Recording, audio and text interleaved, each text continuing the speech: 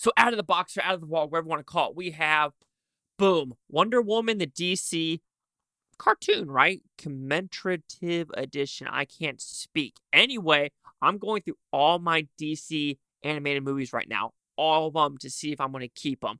I'm going to say 90% of them I'm going to not get rid of, or I'm going to get rid of. Sorry about that. But anyway, have I seen this? No. How does this compare to the comics and Patty Jenkins' version? Well, I can't really tell you about the comics because I never read a single Wonder Woman comic.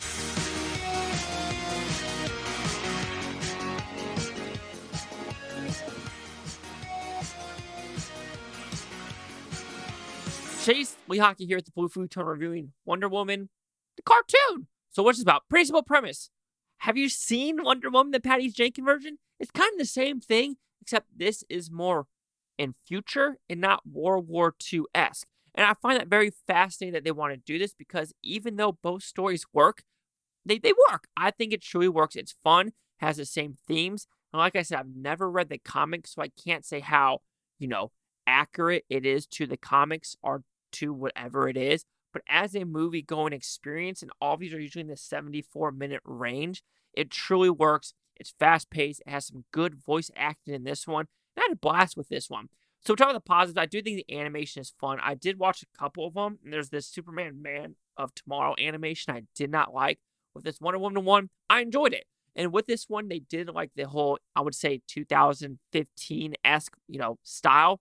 I enjoyed it. It makes you wonder, though, if Wonder Woman, the Patty Jenkins ones, was a realistic one of today's day and age instead of, if you want to put it in World War II, would Wonder Woman 84 been a better movie? Because this is very interesting because this also ends with the Cheetah Girl. So you're thinking, what's the correlation? Like, did they make the Patty Jenkins movie, then they came out with this, and then 84 came out, and they had the interesting ideas with it? Very interesting. I don't know about that. But Chris Pine is Nathan Fillion with this one. Keri Russell, Gal Gadot, for the voice acting and real-life counterparts. And like I said, the same humor. I think Nathan Fillion does a fantastic job. I'm going to call it the guy that's just like, oh yeah, a bunch of women on the island, hell yeah, and saying all this stuff. And there's good banter between, Wonder Woman and him talking about, yo, maybe you've been on the island for so long and not all men are bad. And he's also like, yeah, maybe I shouldn't be such a tool or a fuckboy with all of these women around me. And he agrees with that as well. Also, I think, don't quote me, the bad guy for this one, as well as the Patty Jenkins one, are the same as well. So like I said, I think there is so much similarities where they had either one of them come out at roughly the same time, but they decided to keep the story kind of similar, but in a different era of America. And like I said, do I think this is better? And if they did Wonder Woman, the Patty Jenkins one, today's day and age, would it be a better film?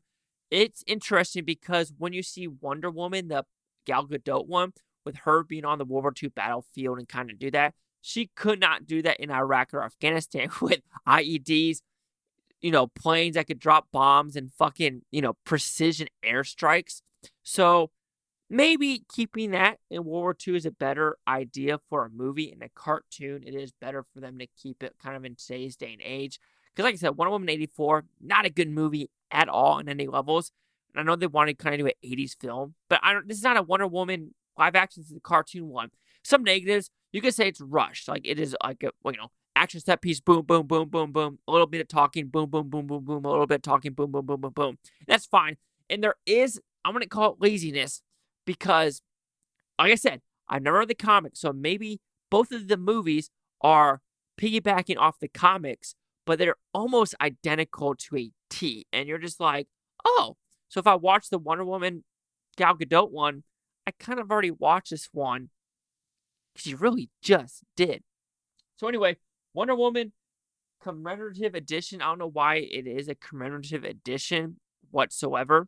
But anyway, it is a fine animated movie. I think if you like Wonder Woman, you should completely buy it. You should have it because it's 74 minutes. It goes by quick. And I do think it does Wonder Woman the right service. So Wonder Woman will receive a 3.5 out of 5 with Futons, which equals that 70%.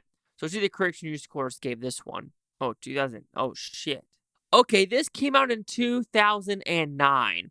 So there goes my, comparing them because that's like a 10-year difference. So anyway, critics at 85% with 13 of them. Audience score 78% with over 100,000. No critic consensus. So yeah. Okay. Okay.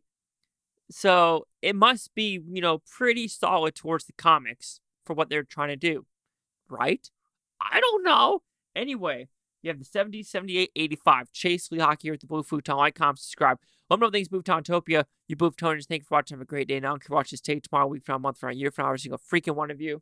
And yeah, 2009, this looked pretty damn good, actually.